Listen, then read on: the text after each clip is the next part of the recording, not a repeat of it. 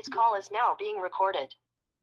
Ok, pessoal, turma da Guarda Municipal de São Luís, Direito Penal, parte 1, nossa primeira aula de Direito Penal, ok? Vamos aqui à nossa parte, que nós vamos estudar dentro do edital. O que é que a gente vai resolver questões de que hoje, professor? Sobre fontes do direito penal, a gente vai aprender quais são as fontes do direito penal, tá? Iremos resolver questões de princípios do direito penal, que é o que está previsto no edital de vocês. Aplicação da lei penal, aí ele subdividiu os tópicos, ó. A gente vai resolver questões de princípio da legalidade e da anterioridade, tá? Veremos lei penal no tempo e lei penal no espaço. Também resolveremos questões de tempo, qual é o tempo e qual é o lugar do crime. Lei penal excepcional e temporária também, a gente vai ver hoje. Territorialidade e extraterritorialidade. Interpretação da lei penal. Analogia, a gente vai resolver com uma questão de analogia hoje também. E retroatividade da lei penal e conflito de normas. Tudo isso aqui está lá no edital de vocês, então isso aqui é a primeira parte que a gente vai trabalhar com vocês, tá? Perfeito? Então, boa noite, sejam bem-vindos. Vamos aqui à nossa primeira questão, pessoal. Acompanhem na tela. A fonte formal ou imediata do direito penal é... E aí, o que vocês marcariam? Pessoal, quando a gente fala de fonte do direito penal, o direito penal ele tem fontes formais e ele também tem fontes informais.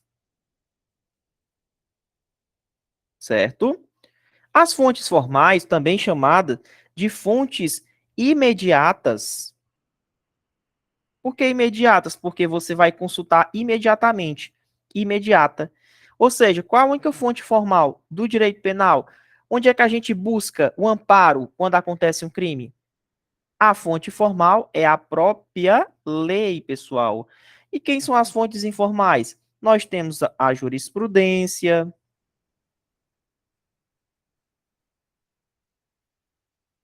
nós temos, por exemplo, os costumes, nós temos, por exemplo, a doutrina.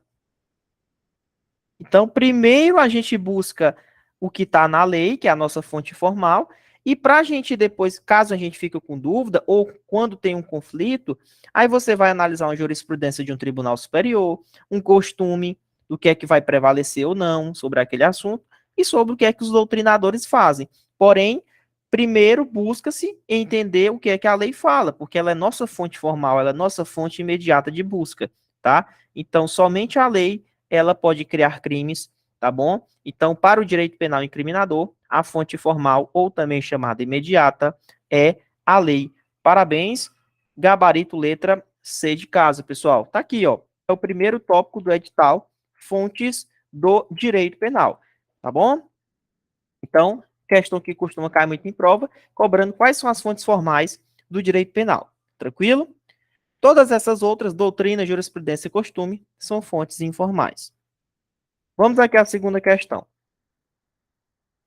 Uma conduta não pode ser considerada criminosa se antes de sua prática não havia uma lei formal. Nesse sentido, vamos lá, pessoal. Deixa eu explicar uma coisa para vocês. Imagina que aqui foi criada uma lei A que diz o que é crime. Essa lei ela foi criada no dia 2 de março, tá? Desse ano aqui, por exemplo, 2022. No dia 10 de março de 2022, aconteceu um crime aqui. Um crime X. Só que esse crime X, ele é previsto aonde? Ele é previsto na lei A. Lei esta que é anterior à data do crime, ao fato. Ou seja, para que um fato seja considerado como crime, tem que existir uma lei anterior dizendo que é crime, ou seja, o princípio da anterioridade penal. O que é isso, Muniz? Tem o fato, ele tem que ser amparado por uma lei anterior, que foi criada dizendo que aquilo é crime. Resumindo, princípio da anterioridade penal. Para um fato ser considerado crime, tem que existir uma lei anterior antes dizendo que aquilo é crime. Isso é o princípio da anterioridade. A lei tem que ser antes do crime. Muniz, e tem outro fato. Mas como é que eu crio esse crime, Muniz? Como é que foi criado? Esse assunto, direito penal, ele é reservado à lei. Como assim? Somente a lei pode dizer o que é crime. Ah, então esse é o princípio da reserva legal, né, professor? Isso. Então, quando a gente fala de legalidade, nós temos que pensar em dois princípios: a anterioridade e a reserva legal. Por quê, professor? Anterioridade porque a lei tem que ser anterior ao crime. Né? Aquele fato que aconteceu, ele é considerado como crime porque existe uma lei anterior antes. Olá. E qual é o outro fato, Muniz? O outro fato é porque, na verdade, esse crime somente pode ser dito como crime um fato que é previsto em lei, ou seja, somente a lei pode dizer o que é crime. E essa lei tem que ser antes. Tem que ser antes. Ela tem que ser, teve que ter sido criada antes do acontecimento, porque ela tem que obedecer ao princípio da anterioridade. E, paralelamente, tem que obedecer ao princípio da reserva legal, por quê? Porque o assunto direito penal crime, ele tem que ser reservado à lei, ou seja, somente a lei pode criar um crime. Uma medida provisória pode criar um crime? Não. Um costume pode criar um crime? Não, pessoal. Para um fato ser crime, tem que estar previsto, escrito na lei. Tá bom? Então, quando eu falo legalidade, ele subdivide em dois princípios. A anterioridade, a lei tem que ser antes, e a reserva legal, ou seja, o crime tem que ser previsto em lei. Tá bom? Então, vamos lá. Uma conduta não pode ser considerada criminosa se antes de sua prática não havia uma lei, ou seja, princípio da anterioridade. Uma lei formal, ou seja, obedecendo o princípio da reserva legal. Essa afirmação se refere a qual princípio, pessoal? O que, é que vocês marcaram na segunda questão? Coloca aí no chat. Vamos lá, vamos participar, vamos se soltar, soltar a gente, ó. Vamos lá. O que, é que vocês marcaram? Pessoal, quando eu digo que uma conduta ela não pode ser considerada criminosa se antes de sua prática não havia uma lei formal, é porque ele falou tanto da anterioridade quanto da reserva legal. Ora, isso aqui, pessoal, tem a ver com o princípio da legalidade. Legalidade. Não há crime sem uma lei anterior que o defina e não há pena sem uma prévia cominação legal. Tem que existir uma lei anterior dizendo que aquilo é crime. Uma conduta ela não pode ser considerada criminosa se não tinha uma lei anterior dizendo que era o crime. Então, o gabarito é letra B, princípio da legalidade. Não esqueçam disso, tá? Deu para entender aí, Delbrando, agora? Gabarito letra B, tá? Vamos aqui na próxima. Terceira. Acompanhando seu material impresso. Em regra, a lei penal não pode retroagir. Vamos lá, pessoal. Olha aí, ó. Eu tenho uma lei A, o cara cometeu o crime bem aqui, ó, nesse lapso temporal de tempo. Depois foi criada uma lei B. Só que essa lei B, ela é mais benéfica. Por quê? A lei A diz que quem comete esse crime aqui, ó, vamos supor que ele cometeu esse crime X aqui. A lei A diz que quem comete o crime X vai pegar 10 anos de cadeia. Só que vem uma lei B e diz assim, olha, agora quem praticar esse crime só é 5 anos. Ou seja, essa lei B, ela é mais benéfica ao réu.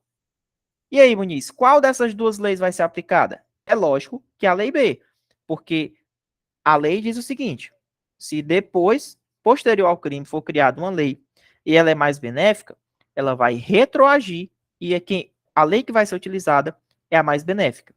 Em regra, uma lei penal não pode retroagir, mas se ela for mais benéfica, ela vai retroagir e vai ser aplicada àquele crime X que aconteceu naquele período. Professor, mas se essa lei B fosse mais gravosa? Se ela fosse mais gravosa, vamos supor que ela colocasse uma pena de 10 anos. Aí, aliás, 15 anos. Pior do que a de 10, né? Aí ela não retroagiria. Continuaria usando essa lei A porque seria 10 anos. Então a gente vai fazer uma análise e ver qual a mais benéfica. Tá bom? Então, quando ele diz, em regra, a lei penal não pode retroagir. Mas existe um caso em que uma lei pode retroagir, que é para. E aí, pessoal, o que é que vocês marcariam na terceira? Qual é o caso em que a lei penal pode retroagir? Ela pode retroagir para beneficiar o réu, pessoal. É isso daí. Perfeito. Ela pode retroagir para beneficiar o réu. Parabéns. É isso daí. Tá bom? Vamos aqui à nossa quarta questão.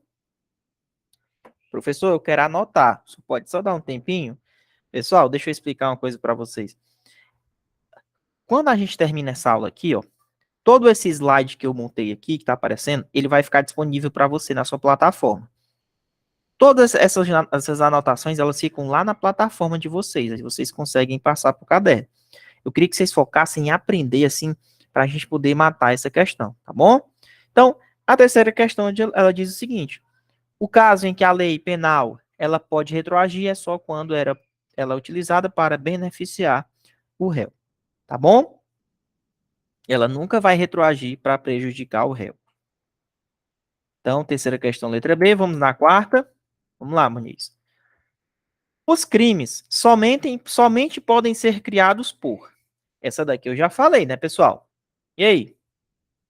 Os crimes somente podem ser criados por. Foi o que eu falei? Princípio da reserva legal. Quando a gente fala de crime, somente a lei, em lei formal, lei em sentido estrito, pode criar os crimes. Letra D, parabéns, Leonardo, é isso daí. Medida provisória pode criar crime? Não.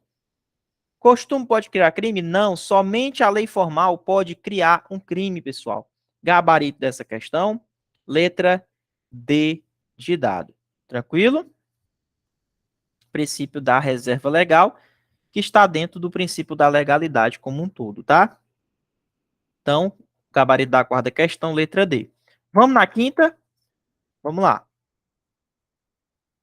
Ninguém pode ser processado e punido por um fato criminoso praticado por outra pessoa.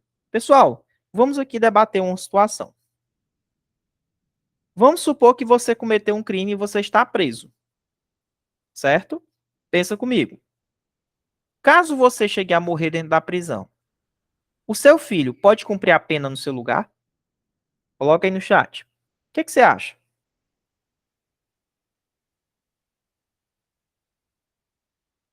Pode cumprir a pena no seu lugar? O Idelbrando falou que não. O Leonardo também falou que não. Aline, Jadson.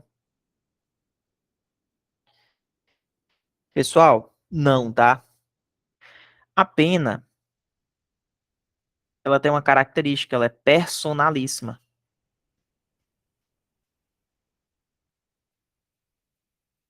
Como assim personalíssima, Muniz? É da pessoa. Ela, quando o cara morre, não passa para o herdeiro dele cumprir a pena no lugar dele. Mas, Muniz, deixa eu te perguntar.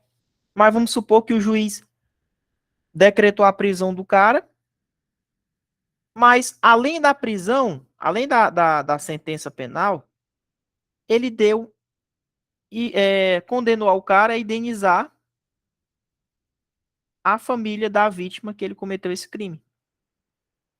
Quando a gente fala em indenização, a gente tem que pensar no seguinte: quando a gente fala em esferas, nós temos três esferas de punição: a esfera penal, a esfera administrativa e a esfera civil. Quando você comete um crime, lógico, você é responsabilizado na esfera penal, certo? Muniz, mas o juiz pode indenizar você na esfera civil? Pode. Quando eu falo esfera civil, é de indenizações.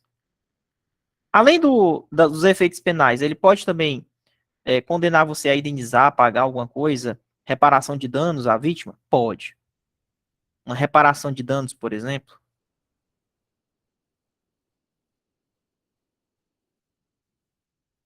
Só que presta atenção.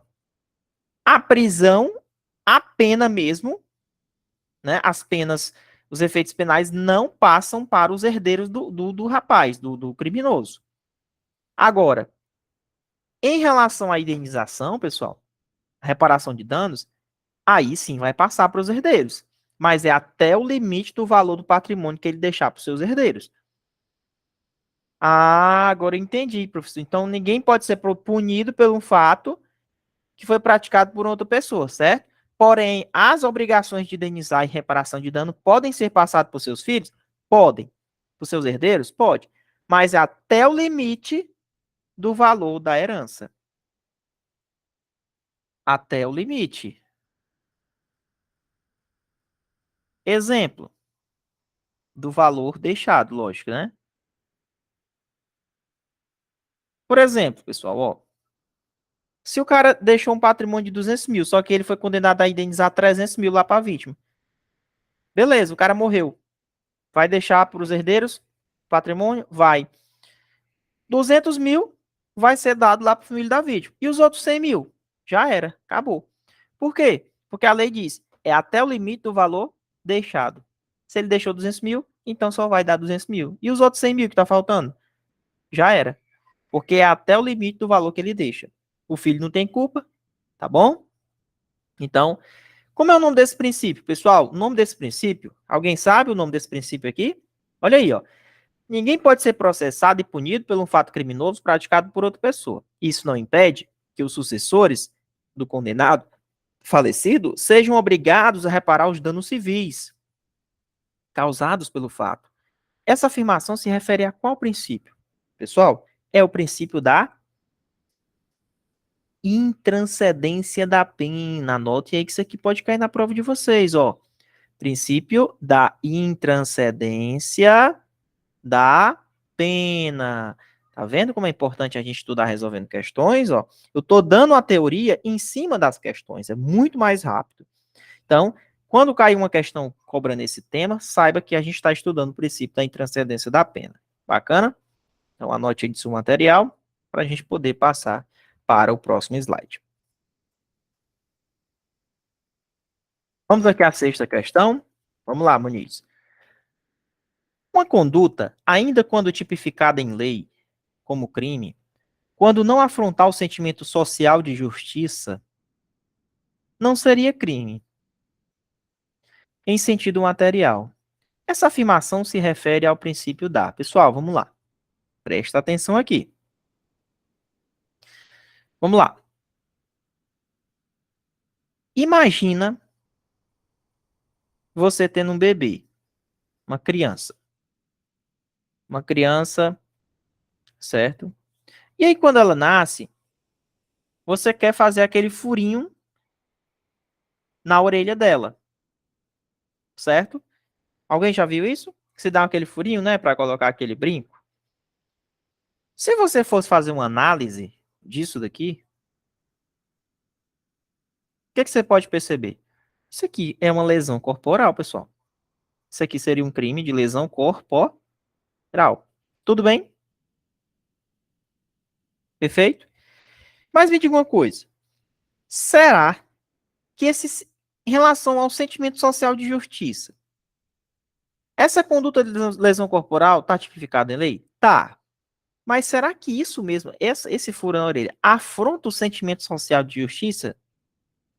Será que realmente é tão grave ao ponto de...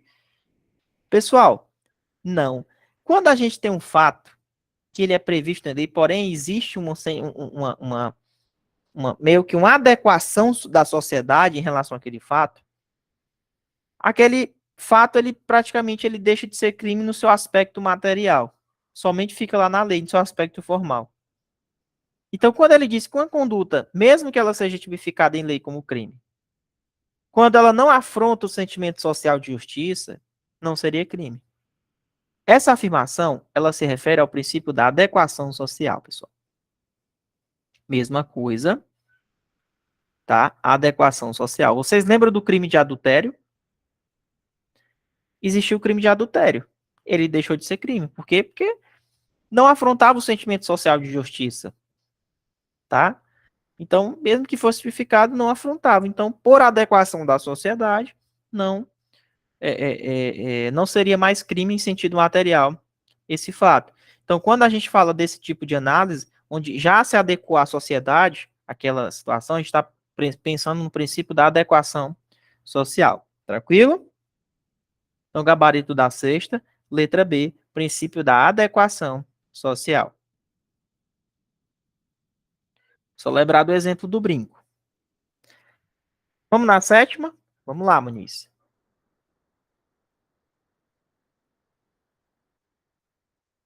A criminalização de condutas só deve ocorrer quando se caracterizar como meio absolutamente necessário à proteção de bens jurídicos ou à defesa de interesses cuja proteção, pelo direito penal, seja indispensável à coexistência harmônica. Pessoal, vamos lá, pensa comigo. Vou colocar um exemplo aqui para vocês, para facilitar. Ó, imagina que aconteça uma situação, um fato. Me diga uma coisa. Quando você está querendo resolver um problema, você vai logo com aquela vontade toda de chegar, bora, tá preso, vai ser punido na delegacia, já era, vai morrer na delegacia. Não, pessoal, não. Para a gente criminalizar essa conduta,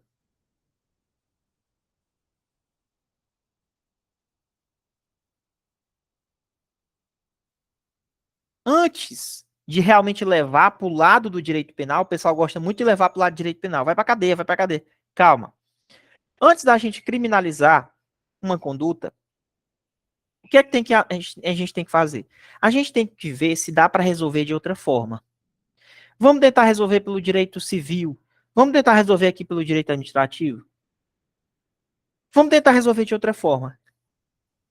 Se realmente esse fato não der para resolver nem por nenhum dos outros direitos, a última ratio, a última opção é o direito penal.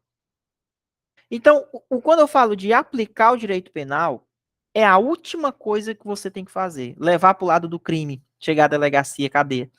É a última coisa. A gente tenta proteger de outra forma. Porém, se não conseguir resolver, a gente chega até o direito penal. Então, quando a gente fala que a criminalização de fatos, de condutas, ela só ocorre quando for uma situação que realmente seja necessário aplicar o direito penal. Não tem outro direito, a não ser que seja direito penal. Eu tenho que intervir minimamente, porque eu tento resolver por outras formas. Por exemplo, quando acontece um homicídio, será que eu vou tentar resolver esse fato aqui pelo direito civil ou administrativo? Não dá, pessoal. Porque atingir um bem jurídico, que é a vida. Então, a vida, esse fato, essa conduta, ela já tem que ser protegida diretamente pelo direito penal. Deu para entender? Diretamente pelo direito penal. Então, nesse caso, é indispensável a coexistência pacífica da sociedade. Então, nesse caso, quando o texto diz a criminalização de conduta só deve ocorrer quando se caracterizar como um meio absolutamente necessário à proteção de bens jurídicos ou à defesa de interesses cuja proteção pelo direito penal seja indispensável à coexistência harmônica e pacífica da sociedade. Esse fato, esse enunciado, se refere ao princípio da intervenção mínima, pessoal. O direito penal é a última coisa que a gente vai utilizar. Última ratio. É a última coisa. É um princípio. Tá aqui, ó. No edital de vocês está cobrando os princípios. E a gente está conhecendo por meio de questões esses princípios. Olha lá, ó. Princípios aplicáveis ao direito penal. Vai que cai uma questão dessa. Então, esse é o princípio da intervenção mínima. Direito penal é a última opção. É a última coisa que a gente vai utilizar. Tá bom? A gente só utiliza naqueles casos realmente que sejam necessários à proteção desses bens. Por exemplo, a vida, o patrimônio, tá? Aí a gente roubo essas coisas, aí você utiliza o direito penal. Não dá para a gente resolver na esfera administrativa. É um bem que realmente é necessário para a solução pacífica da situação, é indispensável Aí, nesse caso, roubo, homicídio, vai utilizar o direito penal. Não tem como. Então, os outros casos, a gente tenta resolver pelas outras esferas. Não deu certo, aí, em último caso, é que a gente tenta utilizar o direito penal. Até mesmo na nossa sociedade, pessoal, esse princípio ele é muito fácil de visualizar, porque assim, vamos lá, vamos supor que você é polícia militar, policial. E aí você chega para resolver uma ocorrência. Quando você chega para resolver uma ocorrência, você tenta apaziguar as partes, certo? Vamos tentar resolver aqui de alguma forma. Se a situação. Porque se você chegar lá, não, vamos, arrasta logo para a delegacia. Imagina se fosse assim. Não, você tenta resolver no local. Tenta resolver de alguma outra forma. Não deu para resolver. Aí, último caso, a gente vê que não tem mais possibilidade. Aí leva-se para a delegacia. Então, querendo ou não, a gente fazendo uma analogia, uma associação com esse fato que eu contei para vocês, a gente consegue visualizar bem esse princípio da intervenção mínima. Tá bom? Então, gabarito da sétima, letra A. Deu para entender, pessoal, esse princípio aqui? Show? Vamos partindo, então. Questão número 8. As condutas que não ofendem significativamente os bens jurídicos penais tutelados não podem ser considerados crimes, em sentido material. A aplicação de tal princípio afasta a tipicidade material da conduta. Pessoal, vamos lá. Pensa comigo. Vou roubar não, furtar uma balinha de um supermercado.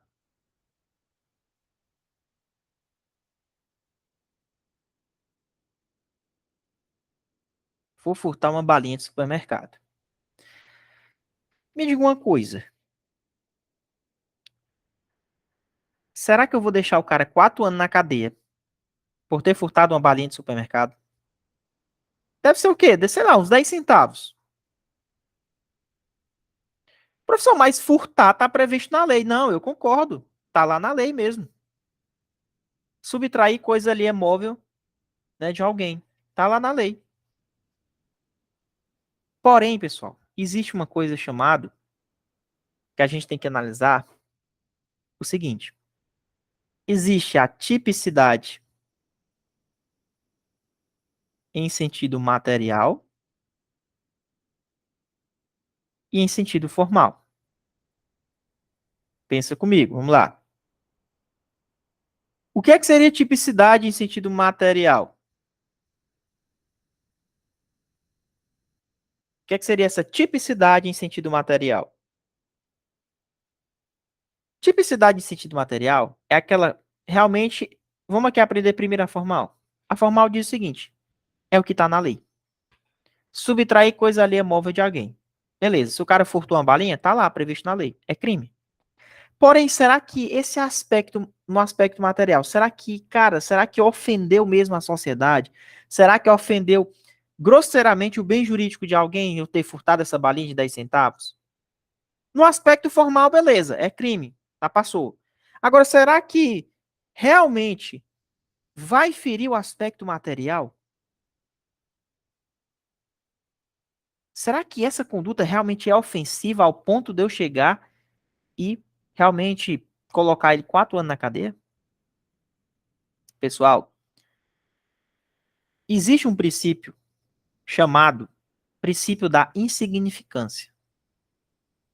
O princípio da insignificância, ele exclui a tipicidade material nesses casos. Por exemplo, geralmente o STF adota que os valores para a gente aplicar o princípio da insignificância seria até 1/10 do salário mínimo.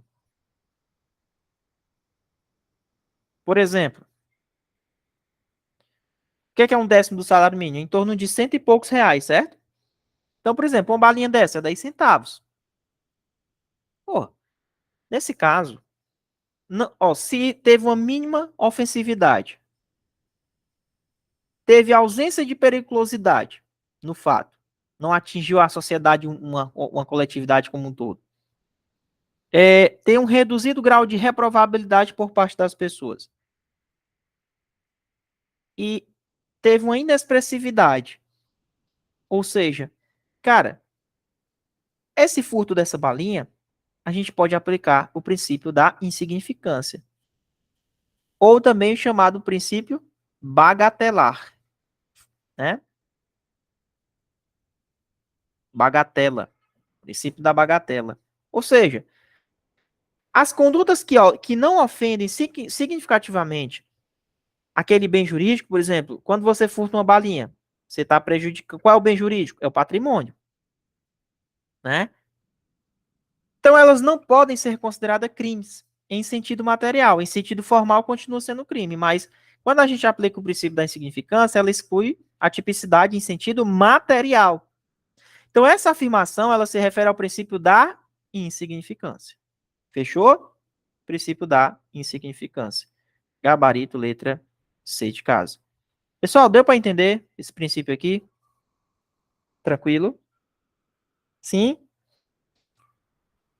Bem tranquilo, né? Então, gabarito da oitava, letra C de caso. Vamos lá. Nona questão. A lei penal posterior mais favorável possui efeitos retroativos, sendo aplicável aos fatos anteriores. Vamos lá, pessoal. Vamos lá. Foi o que eu falei para vocês.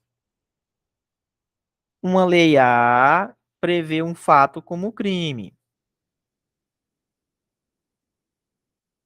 Posteriormente foi surgir uma lei B e essa lei B ela é mais benéfica,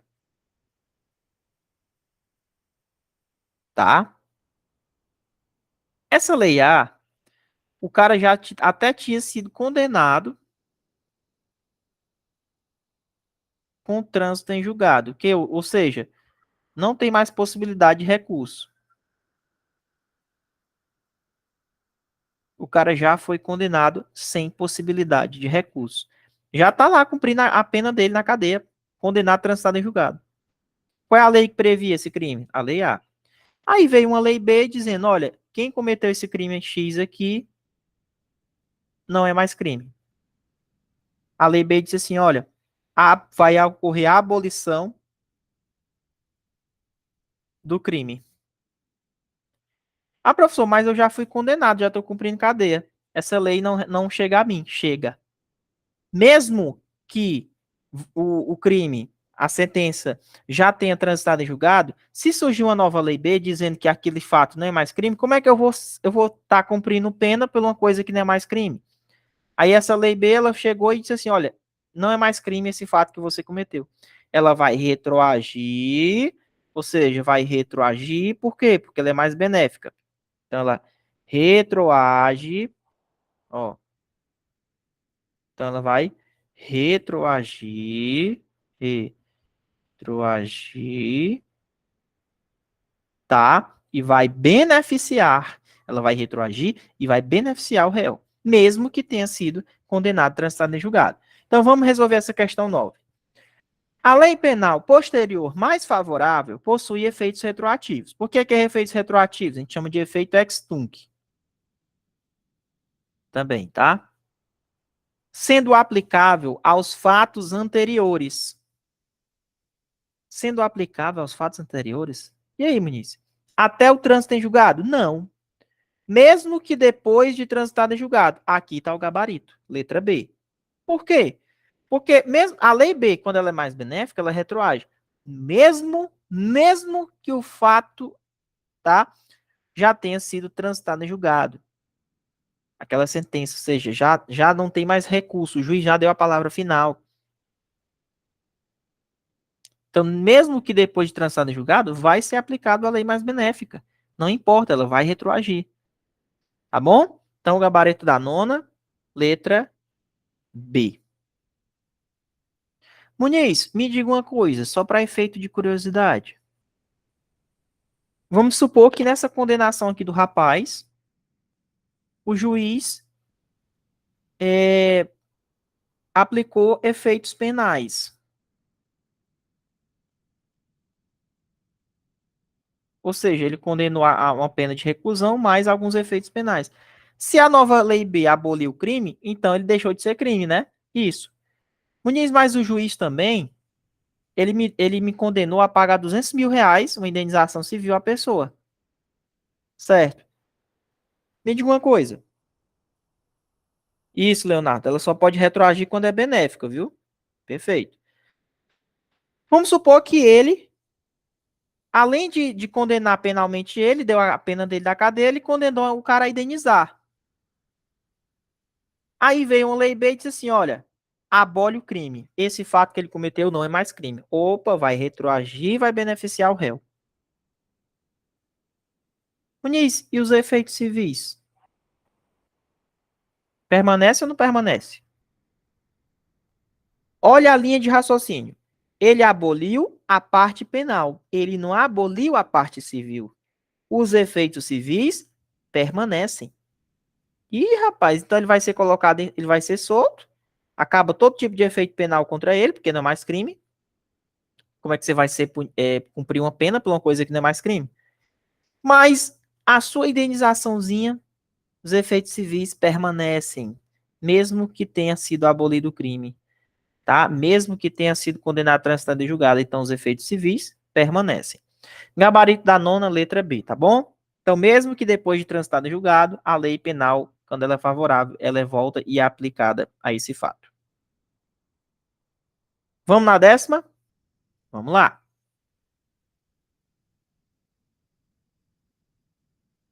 Lei que tem prazo certo.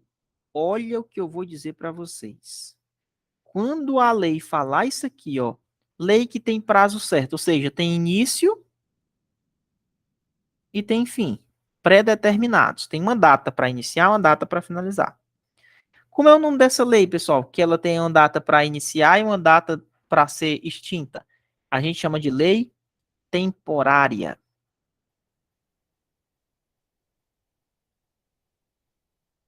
São ultrativas, ou seja, embora decorrido o período de sua duração ou cessadas as circunstâncias que a determinaram, elas são aplicadas ao fato praticado durante sua vigência. Exemplo, vamos lá. Vamos supor que seja criada uma lei dizendo o seguinte: olha, estamos em um período de seca. Nesse período aqui, que vai do dia.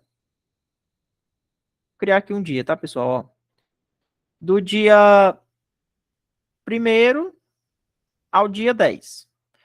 Quem derrama água do dia 1º ao dia 10 cometeu um crime. Vai ser criada uma lei temporária só para aquele período de seca.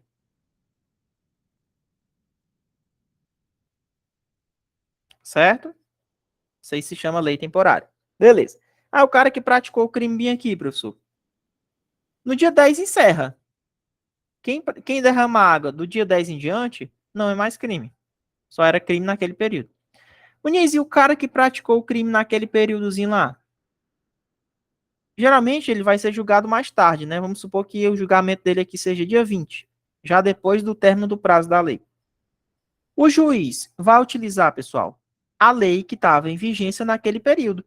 Porque mesmo que ela tenha acabado o seu término, aliás, mesmo que ela já tenha terminado a sua vigência, ó, mesmo que terminada a sua vigência,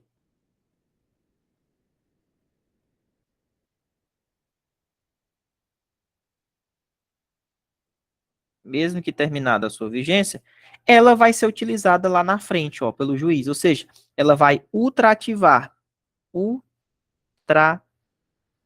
Ultrativa, que a gente chama, né?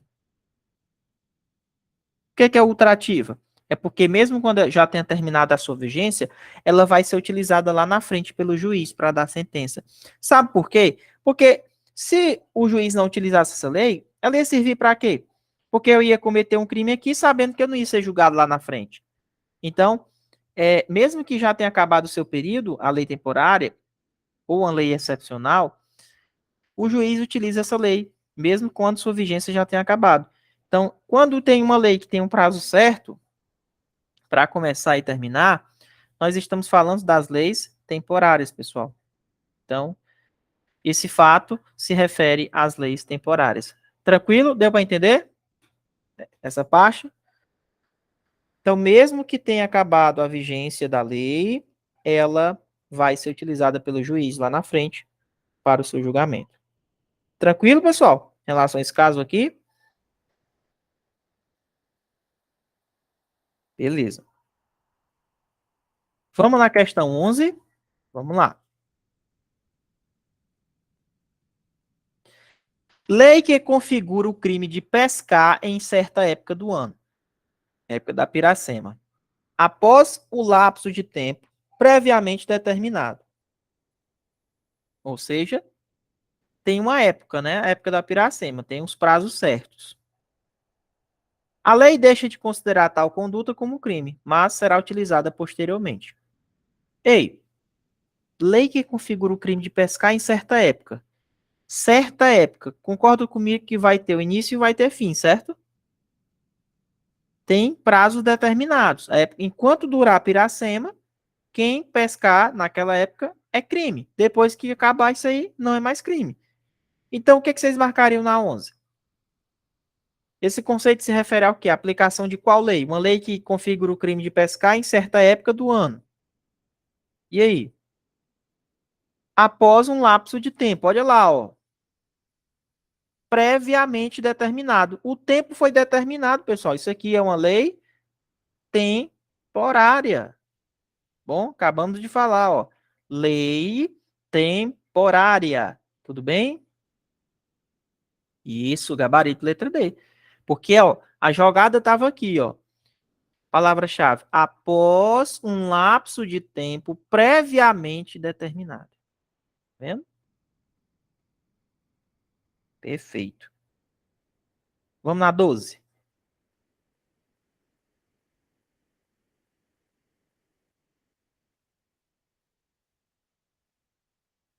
Deixa eu ver aqui. Lei nova passa a não mais considerar a conduta como criminosa. Ou seja, descriminaliza a conduta, porém mantendo-se os efeitos civis. Pessoal, uma lei nova, olha lá, foi o que eu falei. Uma lei A prevê uma situação como crime. Como é que é o nome daquele fato que eu ensinei para vocês, em que uma lei nova que vai ser criada, ela vai abolir o crime? Ela diz, olha, esse fato aqui não é mais crime. O nome disso aqui é o quê? Abolitio crimes. Ou seja, lei nova passa a não mais considerar a conduta como criminosa. Ou seja, ocorreu um abolition crimes. Tá bom? Porém, ó, foi até o que eu ensinei para vocês. Porém, mantendo-se os efeitos civis. Todo tipo de efeito penal vai acabar, porém os efeitos civis eles permanecem. Então, o gabarito dessa questão, letra C de caso. Tranquilo? Perfeito, Delbrando, é isso daí mesmo. Então, se cai na sua prova, uma nova lei passa a não mais considerar como crime, porque ela aboliu o crime. Isso é abolition crimes. Ela descriminalizou a conduta. Tá bom? Gabarito da questão 12, letra C de casa. Vamos na 13? Vamos lá. Muniz, pensa aqui comigo, ó. Uma lei A prevê o crime de sequestro. Aí, no dia 1º, ocorreu o sequestro de uma pessoa. Tá? Vou colocar aqui. O sequestro aconteceu bem aqui, ó. Dia 1º. E aí, o sequestro foi indo, foi indo, foi indo, foi indo, foi indo. O sequestro foi indo, foi indo, foi indo, foi indo, foi indo, foi indo. Passou-se um tempo e a pessoa sequestrada. Flagrante 24 horas, né, ó. Ó, o sequestro ele vai terminar bem aqui, ó.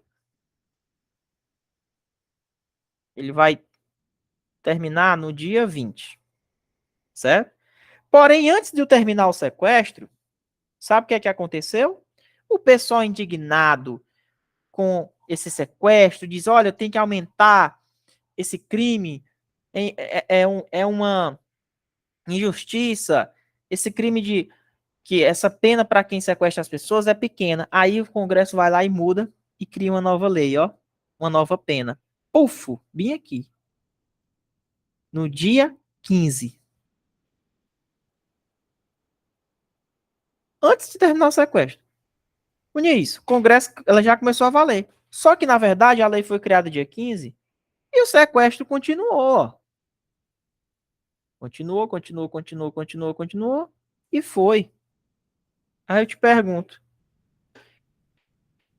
Muniz, mesmo com a entrada em vigor dessa nova lei aqui, e essa nova lei aqui, a lei B, ela é mais gravosa, certo? Antigamente previa a pena de 10 anos, vamos supor que agora ela vai prever a pena de 15 anos para quem sequestra. Mas a lei entrou em vigor antes de terminar o sequestro. O sequestro só terminou dia 20. É como se a lei entrasse em vigor durante o sequestro. Pergunta: vai ser aplicada ou não a lei B, que é mais gravosa?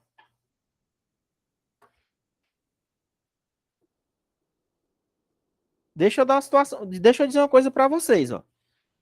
Se essa lei fosse criada após o término do sequestro, se ela fosse gravosa, aí a gente não poderia retroagir.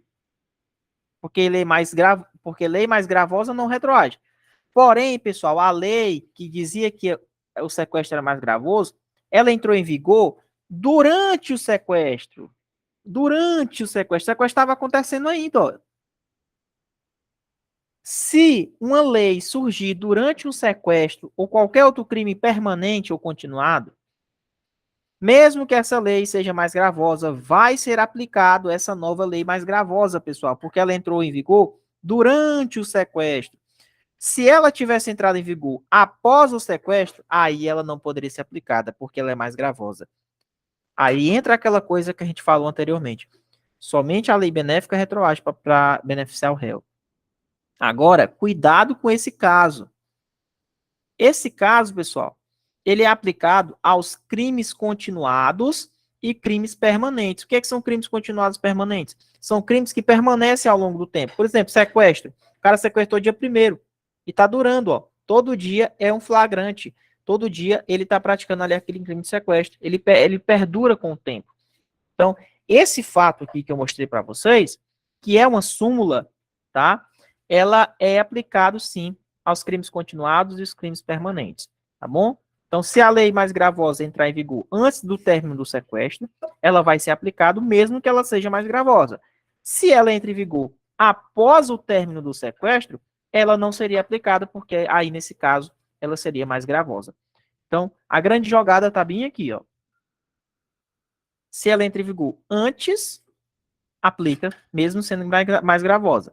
Se ela entra em vigor depois, não aplica, porque nesse caso ela seria mais gravosa, ela não retroagiria. Esse fato é aplicado aos crimes continuados e crimes permanentes, tá bom? Vamos aqui ler a letra 3, ó. Em alguns casos, embora a lei nova revogue um determinado artigo que previa um tipo penal, a conduta pode continuar sendo considerada crime em um outro tipo penal. Vamos lá, vou ensinar outra coisa para vocês. Verdade, pessoal? Deixa eu só corrigir aqui, ó. Até me confundir aqui nas questões. Não é letra B. Aqui ele já vai te dar outro enunciado. Mas grava o que eu falei para vocês aqui, ó, dos crimes continuados, tá? Crimes continuados e permanentes. Grava aí que eu falei para vocês. Daqui a pouco a gente tem uma questão disso. Vamos aqui aprender uma outra coisa. Rapidinho. Deixa eu anotar aqui. Imagina que um crime seja previsto lá no artigo 33 de uma lei. Está lá previsto no artigo 33 de uma lei. Aí, o pessoal revoga esse crime. Olha, não é mais crime. Na verdade, não é nem que é mais crime. Ele diga assim, olha, vamos tirar esse crime do artigo 33, pessoal, e vamos juntar com ele lá no artigo 53. Vamos revogar esse artigo, vamos colocar esse fato aqui que é punido dentro do artigo 53. Entende uma coisa? Eu aboli o crime aqui, foi? Não. Eu só transferi o crime de um artigo e coloquei no outro. Sabe como é o nome disso, dessa transferência? É continuidade típica normativa. Viu? Quando você tira um certo crime de um artigo e coloca no outro, você está continua sendo crime, só que está em outro artigo. Isso é continuidade típica normativa. Muniz, mas aboliu o crime? Não aboliu o crime. Continua sendo crime, porém só está previsto em outro artigo. Tá? Não é abolition crimes, não, isso aqui. Ó, em alguns casos, embora a lei nova revogue um determinado artigo que previa um tipo penal, a conduta pode continuar sendo considerada crime em um outro tipo penal. Ou seja, isso aqui é o conceito de continuidade típica normativa. Tá bom? Então a gente aprendeu esse fato aqui dos crimes continuados e permanentes e aprendemos o que é a continuidade típica normativa. Tá bom? Gabarito da 13, letra A de avião. Vamos na 14. Consideram-se como sendo praticados enquanto não cessa a continuidade ou a permanência. Se neste período em que o crime está sendo praticado surgir uma nova lei mais grave, ela será aplicada. Opa, foi o que a gente falou no slide passado. O crime de sequestro está acontecendo. Porém, aqui foi o término do sequestro. Começou no dia 1º, terminou no dia 20. Porém, se antes de terminar surgiu uma nova lei mais gravosa, ela será aplicada. Sabe por quê? Porque ela surgiu antes de terminar o sequestro. Se ela tivesse surgido após o término do sequestro, aí ela não poderia ser aplicada. Então, se uma lei gravosa ela surge antes de terminar o sequestro, que é um crime continuado e permanente, ela vai ser aplicada, tá bom? Então, nesse caso, pessoal, o gabarito dessa questão, letra B de bola. Esse fato se refere aos crimes continuados e crimes permanentes, tá bom? Tranquilo? Gabarito da 14? Tranquilo, pessoal? Gabarito da 14, letra B de bola. Crimes continuados e crimes permanentes. Consideram como sendo praticados enquanto não cessa a continuidade ou a permanência. Se neste período sobrevier lei nova mais grave, ela será aplicada. Crimes continuados e crimes permanentes. Vamos na questão número 15? Vamos lá. Lembra desse mnemônico? Luta. Anote aí no seu material. Agora a gente vai estudar a teoria do tempo, do crime e do lugar do crime. Decore isso na cabeça, ó. Luta. Se a questão perguntar qual o lugar do crime, você vai responder qual é a teoria o Código Penal brasileiro adota para o lugar do crime? Teoria da ubiquidade. Se a questão perguntar qual o tempo do crime, você vai pensar na teoria da atividade. Ah, professor, isso é uma formazinha rápida da gente decorar, é? É. Se a questão perguntar qual o lugar do crime, teoria da ubiquidade. O que é que a teoria da ubiquidade diz? O lugar do crime é tanto o local onde aconteceu a ação ou omissão, quanto o local onde o crime se consumou. Por exemplo, um crime começou em um país, aqui, e terminou no outro. Qual o lugar do crime? Os dois. Se a questão perguntar qual o lugar do crime, é os dois pela teoria da ubiquidade. E qual o tempo do crime? Teoria da atividade. O que é que a teoria da atividade diz? Um crime aconteceu na cidade A. A ação começou na cidade A. O cara tentou matar o cara aqui. Porém, o cara só veio morrer depois na cidade B. Se a questão perguntar qual o tempo do crime, o tempo é só o local da ação. Ou seja, local da ação da omissão. Não importa o local onde aconteceu a consumação. Isso para a teoria da atividade. Se ele perguntar qual lugar, aí você lembra da teoria da ubiquidade. Os dois, tanto o local onde aconteceu a ação, quanto o local da consumação. Certo? Importante isso aqui, viu, pessoal? Mnemônico, luta. Lugar do crime, teoria da ubiquidade. Tempo do crime, teoria da atividade. Ô, rapaz, que show, hein? Bacana, gostei, professor. Vamos lá? Perfeito, vamos lá. Considera-se praticado o delito no momento da conduta, momento da ação ou omissão. Vamos supor que eu atirei no cara.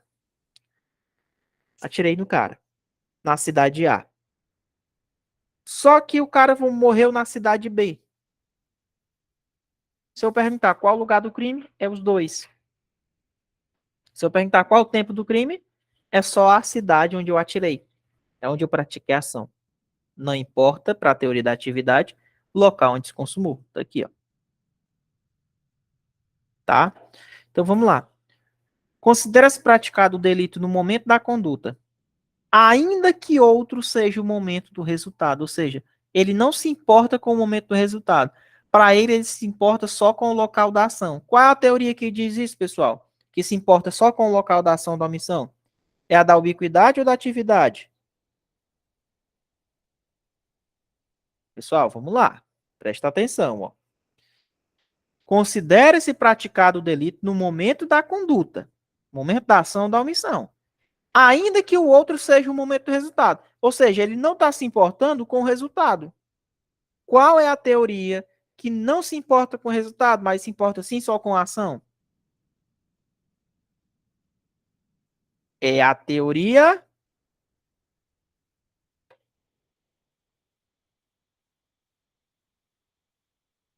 Pessoal, acabei de falar, ó. Teoria da atividade se importa só com o momento da ação, ainda que o outro seja o outro, ainda que outro momento aconteça a consumação do crime. Não me importa. Para a teoria da atividade, só importa o local da ação ou da omissão. Ah, quando a questão disser, ó, ainda que outro seja o momento, você já sabe que isso aqui é a teoria da atividade, pessoal. Teoria da atividade. Porque aqui ele quer saber o momento do crime, qual o tempo do crime, ó. Ainda que outro seja o momento do resultado, é porque ele não se importa com o resultado, ele só está querendo saber o momento da conduta, que é o momento onde ele pratica a ação ou a omissão. Então, gabarito da 15, letra C de casa, teoria da atividade. Então, não esqueçam, lugar do crime, teoria da ubiquidade. Os dois importam, tanto o local da ação quanto da consumação. Tempo do crime, só o momento da ação. Ainda que o outro seja o momento do resultado, ou seja, não importa o resultado, só importa a ação. Então, aqui é a teoria da atividade. Vamos na 16. Com relação ao tempo e ao lugar do crime, o Código Penal adotou. Vamos lá. Em relação ao tempo, qual a teoria que o Código Penal adotou? Tempo, teoria da atividade. E aí, o que vocês marcariam? Coloca no chat. E em relação ao lugar? Em relação ao lugar, é a teoria da ubiquidade.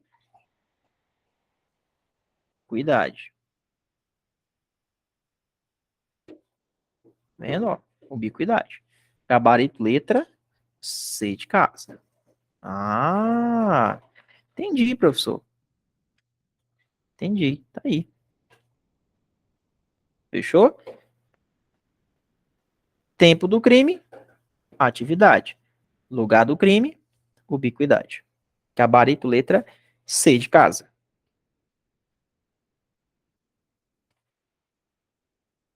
Questão 17.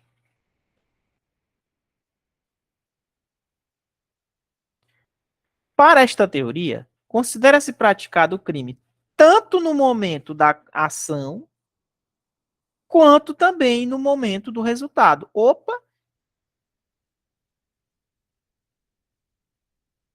O crime aconteceu aqui na cidade A. O cara tentou matar, atirou ele bem aqui, atirou nele aqui. Só que ele veio morrer lá na cidade B. Ou seja, a consumação se deu na cidade B. E aí, Muniz? Quando eu digo que considera-se praticado o crime tanto no local da ação quanto também no resultado, qual é a teoria? Nesse caso, Muniz, a teoria que adota os dois, ó, tanto o momento da ação quanto também o local onde se consumou. Só pode ser a teoria da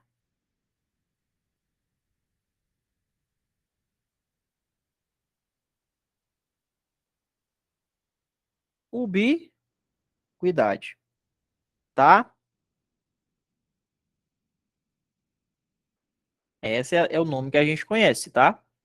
Teoria da ubiquidade.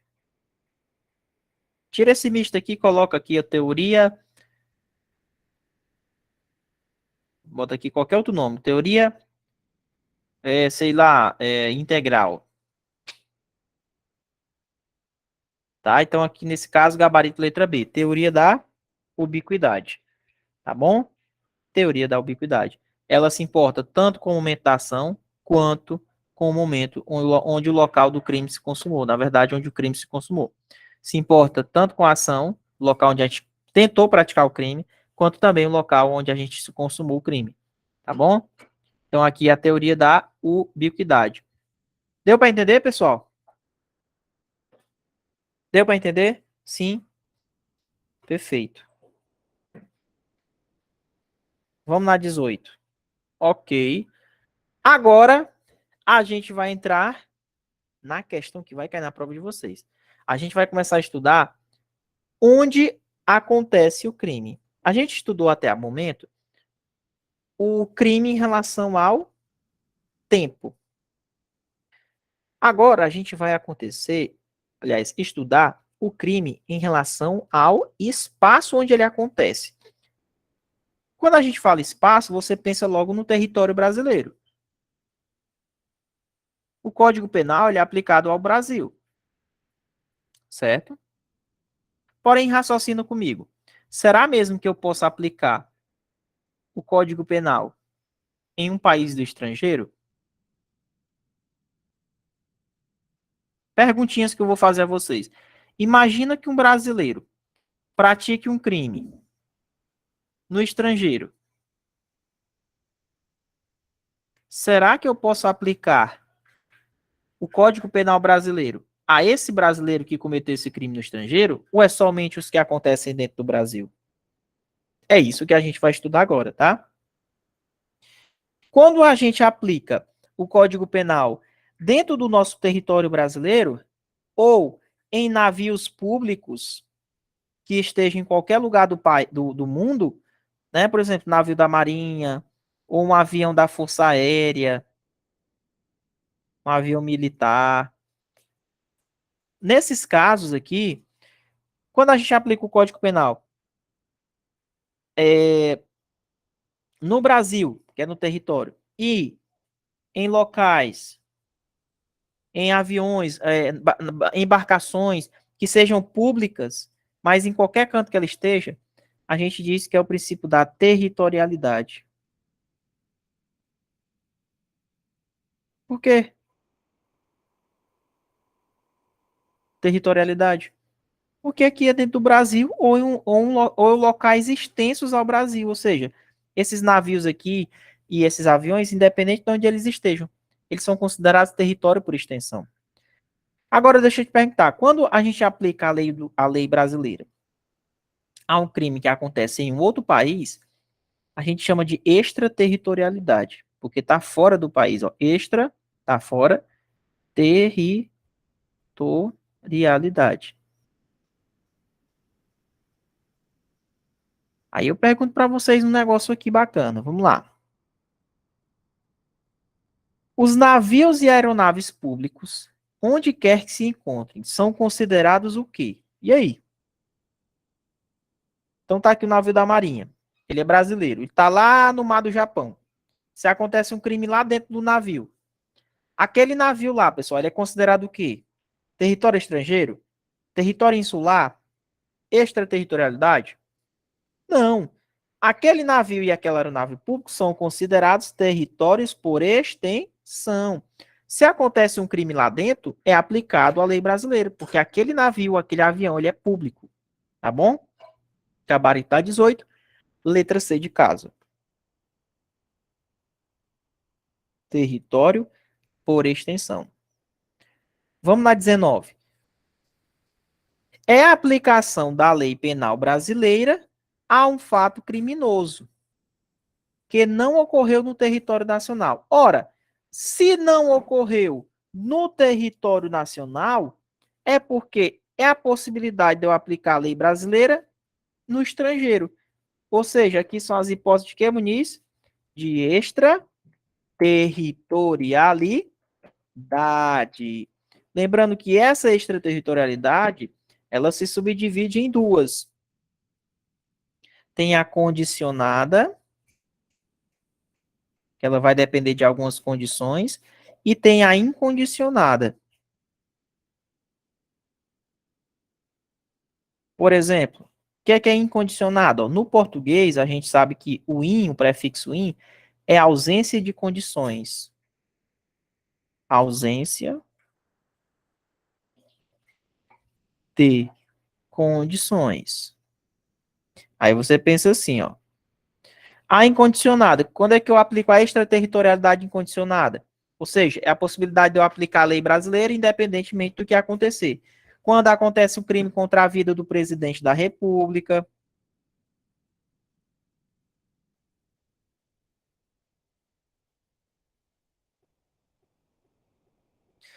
quando acontece, por exemplo, um presidente da República está lá em outro país e aí tentam matar ele. É aplicado a lei brasileira àquele cara que tentou, mesmo que ele seja estrangeiro, mesmo que ele seja absorvido naquele país.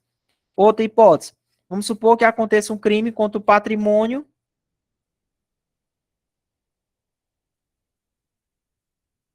da União, contra dos estados,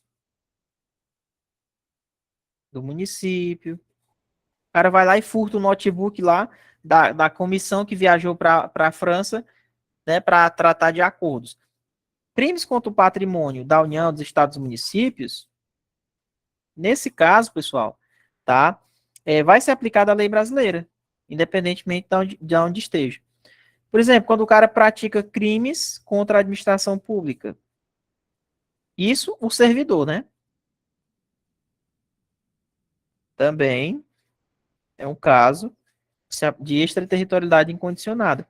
Por exemplo, crime de genocídio, também. O brasileiro vai lá fora e pratica genocídio. Nesse caso, também, extraterritorialidade incondicionada. Vai ser aplicado a lei, independentemente do que acontecer com o cara lá. Ah, mas ele foi absorvido em outro país, não importa. Se ele praticar um crime contra a vida do presidente, ou a liberdade do presidente, vai ser aplicada a lei brasileira para ele. Se ele pratica um crime contra o patrimônio da União, dos estados, dos municípios, das autarquias, da sociedade de economia mista, fundação, vai ser aplicado.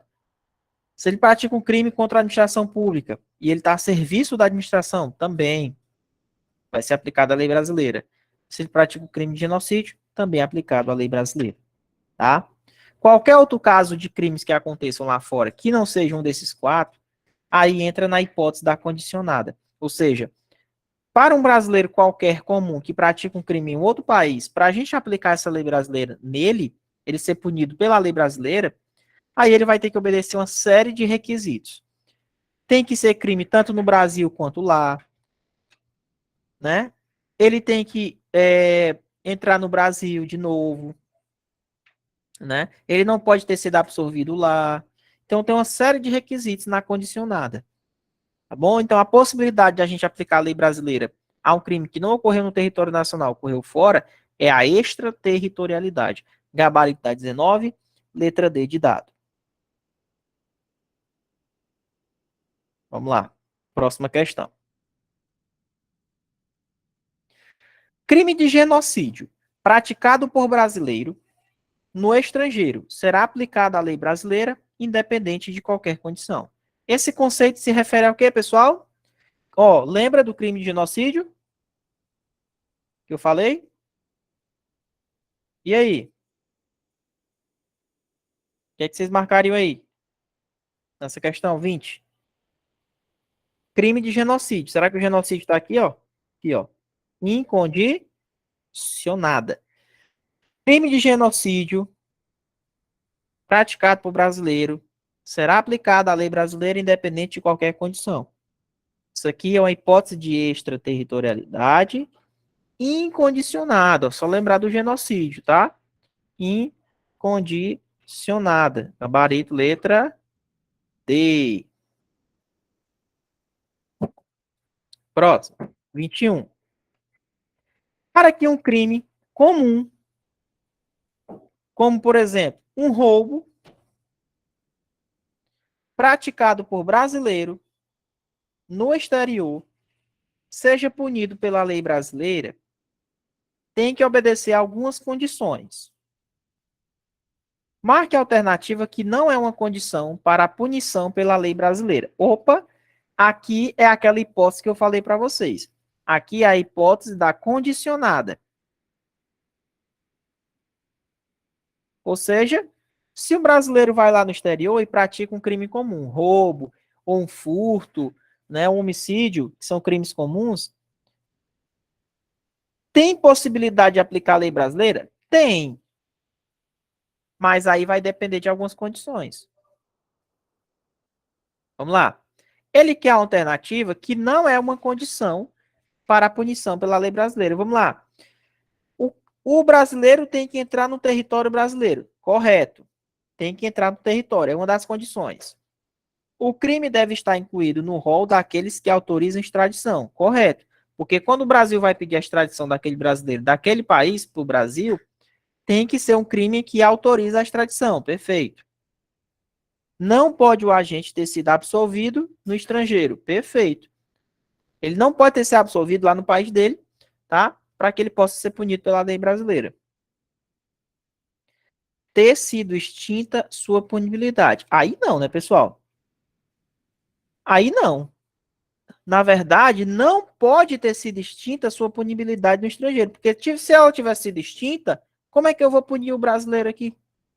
Então, assim, para a gente punir o brasileiro que comete um crime lá fora, depende de uma série de requisitos.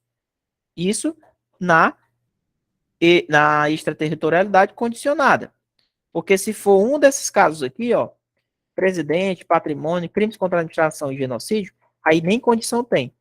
Aí entra na incondicionada.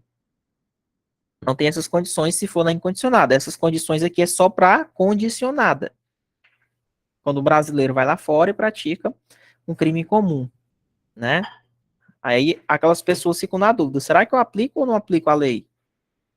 Pode ser aplicado, porém o cara tem que voltar para o Brasil, ele não pode ter sido absolvido no estrangeiro, não pode ter sido extinta a sua punibilidade no estrangeiro, então tem uma série de requisitos.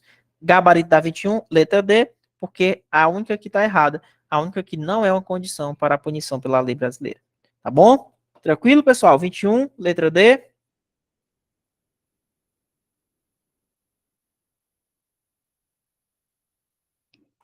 Beleza? Tranquilo aí? 21, letra D. Então, a verdade, não pode ter sido extinta a punibilidade. Tá bom? Fechou? Vamos aqui na 22. Crimes contra a vida ou a liberdade do presidente da República ficam sujeitos à lei brasileira, embora cometidos no estrangeiro. Esse conceito se refere ao quê, pessoal? Essa aqui vocês vão acertar. Vai lá. Crimes contra a vida ou a liberdade do presidente da República. Vamos lá, coloca no chat. Crimes contra a vida ou a liberdade do presidente da República ficam sujeitos à lei brasileira, embora cometidos no estrangeiro. Pessoal, essa hipótese aqui, coloca no chat. Vai lá, vamos ver. Ver se vocês estão ligados. E Delbrando, eu falei presidente da República. Olha aqui, ó. Olha o que foi que eu escrevi. Lembra aqui, ó, desse slide aqui, ó. Presidente da República é dentro da incondicionada. É uma hipótese de incondicionada.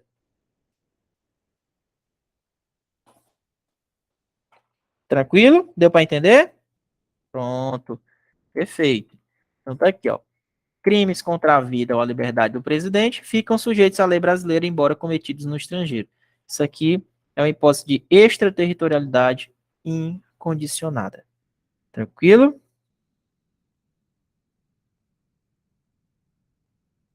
Perfeito. Vamos na 23. Ficam sujeitos à lei brasileira, embora cometidos no estrangeiro, contra o patrimônio. Olha a palavra-chave, ó. Patrimônio. Eita, e agora, Muniz, ó? Olha lá, o patrimônio.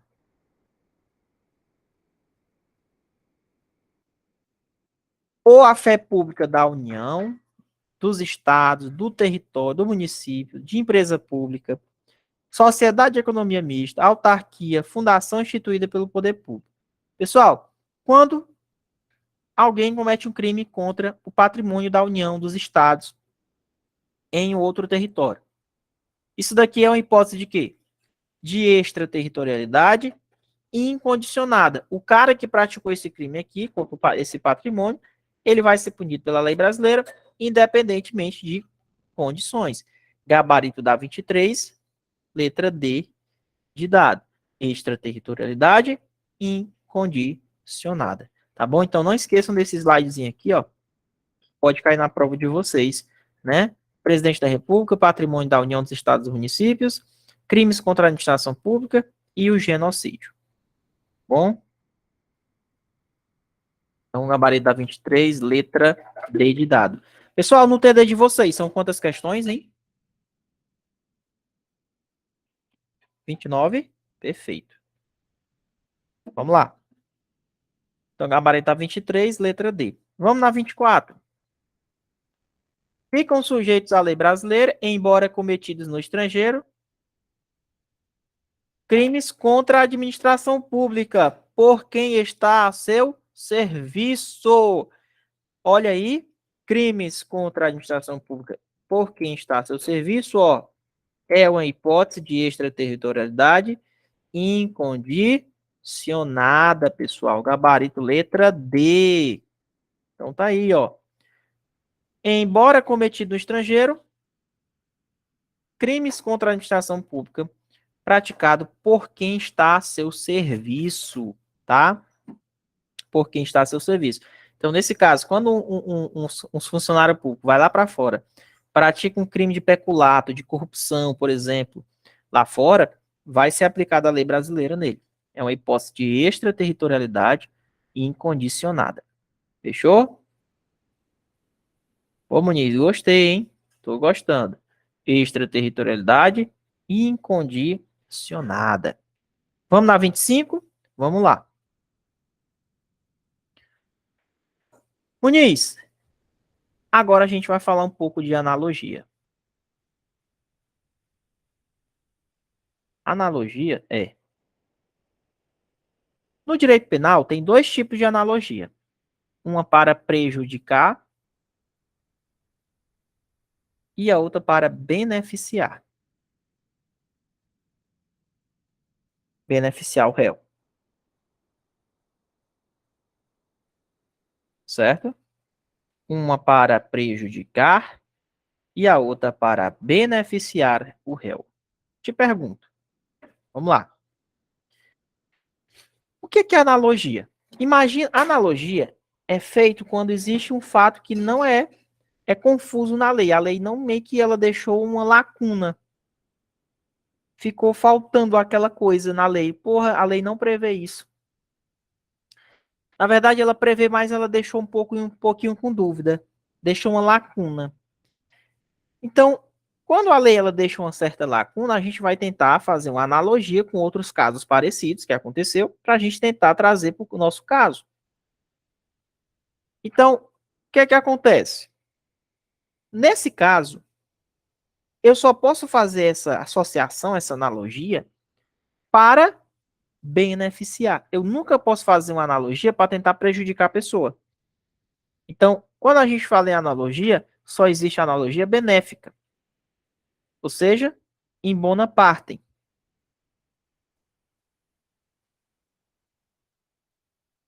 Muito bem, Jadson, em bona parte. Analogia para prejudicar, que é em malam partem,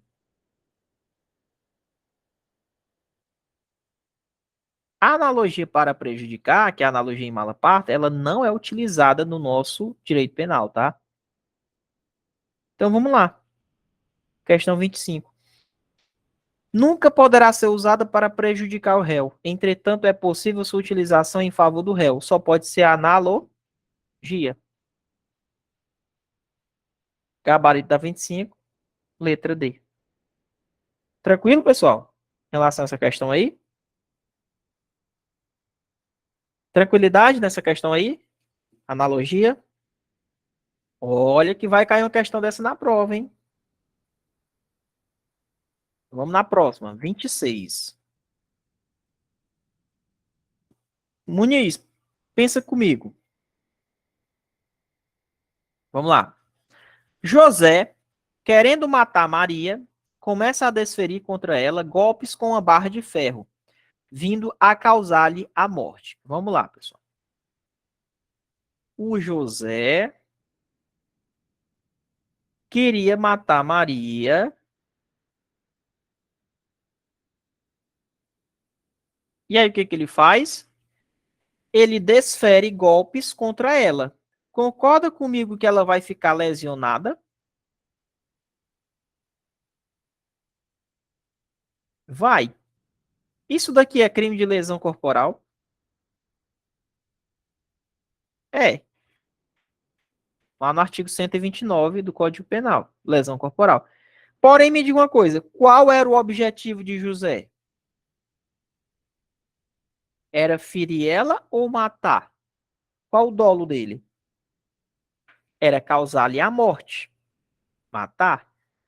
Então, me diga uma coisa, ele chegou a matar Maria, praticou o crime de homicídio, certo? Artigo 121 do Código Penal. Homicídio. Perguntinha para vocês. Eu também respondo pela lesão corporal, professor, é? Ou só pelo homicídio? E aí, pessoal?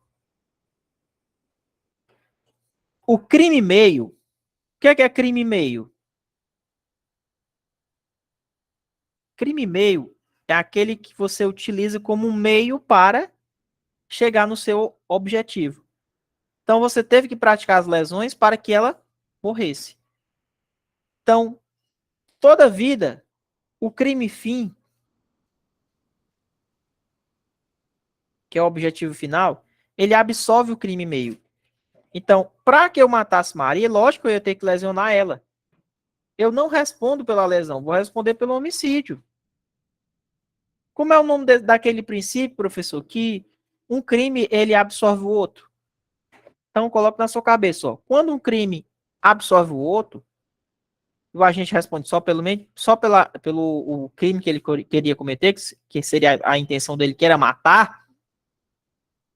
O nome desse princípio é o princípio da conjunção. Um crime absorve, o crime fim absorve o crime meio. Então, decorem aí, o crime é o princípio da conjunção. Aprendam isso aí que é importante para a vida de vocês, tá? Princípio da conjunção. Então, quando um crime ele absorve o outro, é o princípio da conjunção. Tranquilo, pessoal, em relação a esse caso aí? Bem facinho de entender, né? Vamos lá, partindo para a próxima. 27. Muniz, mas vamos lá. Imagina um militar.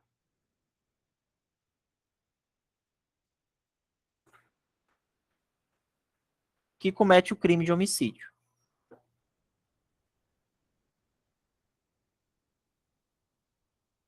Contra um outro militar.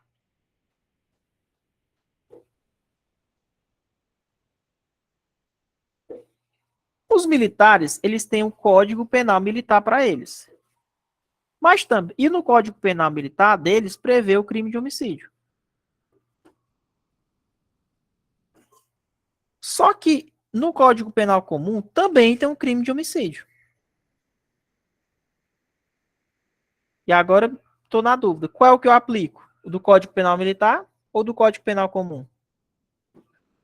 E aí, pessoal? Pessoal, quando a gente tem uma lei mais específica, quando a gente vai ter uma lei mais específica, aplicada, por exemplo, a um determinado grupo, prevalece aquela lei específica, porque ela é específica aos militares. Então, aplica-se o homicídio lá do Código Penal Militar. Como é o nome disso aqui? Princípio da especialidade, ou seja, vamos tornar mais específico o caso. Coloca para a lei que é mais específica para eles. Então, olha aí, ó, determina que se afaste a lei geral para aplicar a lei especial. Entende-se como lei especial aquela que contém todos os elementos da norma geral, acrescida de outros que tornam ela diferente. No caso, aqui, o fato deles serem militares torna essa lei diferente. Então, aqui, nesse caso, é o princípio da especialidade, tá? Quando a gente tem essa diferença, mas prevalece a lei mais específica, tá bom? Princípio da especialidade. Tranquilo? Na questão 28, vamos lá. Pessoal, será que a lei penal ela pode ser interpretada?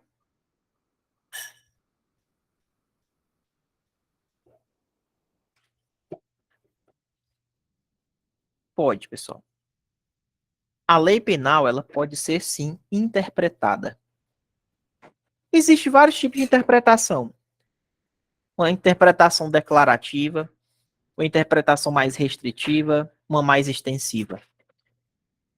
Quando ele afirma, nessa interpretação, amplia-se o alcance das palavras para que corresponda à vontade do texto. Ou seja, quando o juiz, por exemplo, ele vai lá e interpreta um artigo, tem lá o artigo, ele pode pegar e estender um pouquinho mais essa interpretação, ele analisa de uma forma diferente.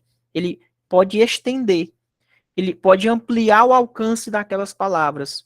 Pode? Pode. Então, como é o nome dessa interpretação? Interpretação extensiva.